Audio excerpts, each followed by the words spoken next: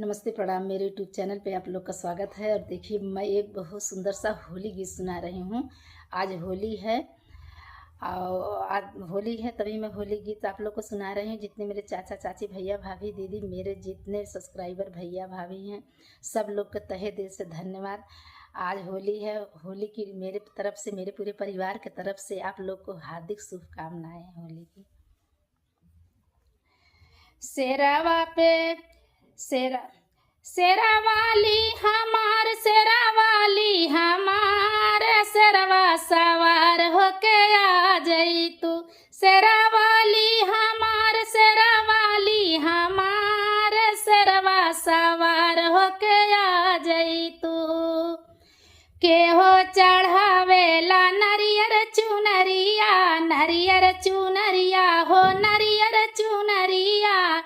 के हो चढ़ावेला नरियर चुनरिया, के हो चढ़ावेला दूधवा के ढार, शेरवा सवार होके आ जई तू। अब के हो चढ़ावेला दूधवा के ढार, शेरवा सवार होके आ जई तू।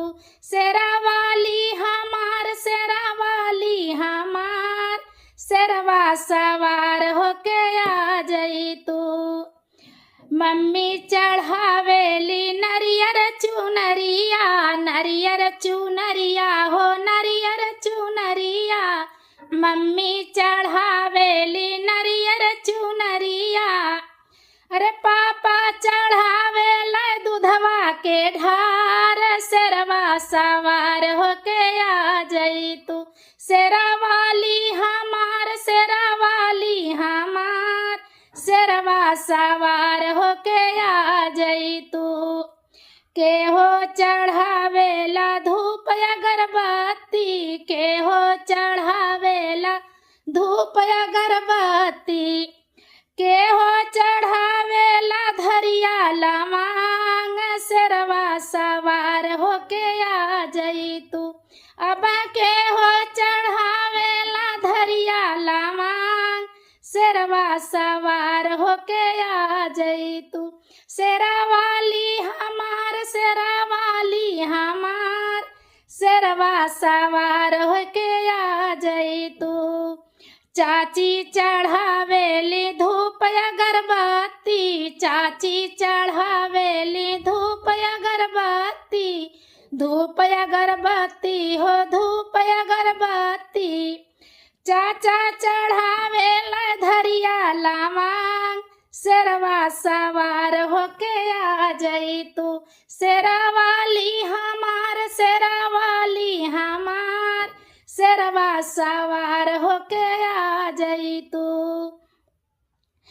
के हो चढ़ावेला पाना सोपाड़ी, के हो चढ़ावेला पाना सोपाड़ी। के हो चढ़ावेला अड़हुल के हार, शेरवा सवार होके आ जई तू। शेरा वाली हमार, शेरा वाली हमार, शेरवा सवार होके आ जई तू।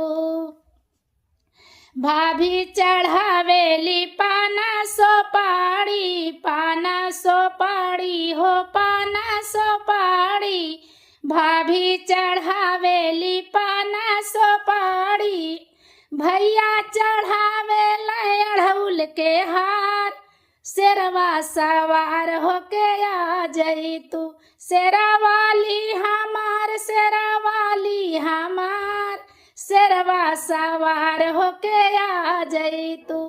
शेरा वाली हमार, शेरा वाली हमार, शेरवा सवार होके आ जई तू। मेरा गाना कैसा लगा प्लीज़ आप लोग सुनिएगा और सुन के लाइक सब्सक्राइब कर लीजिएगा, कमेंट करके बताइएगा ज़रूर।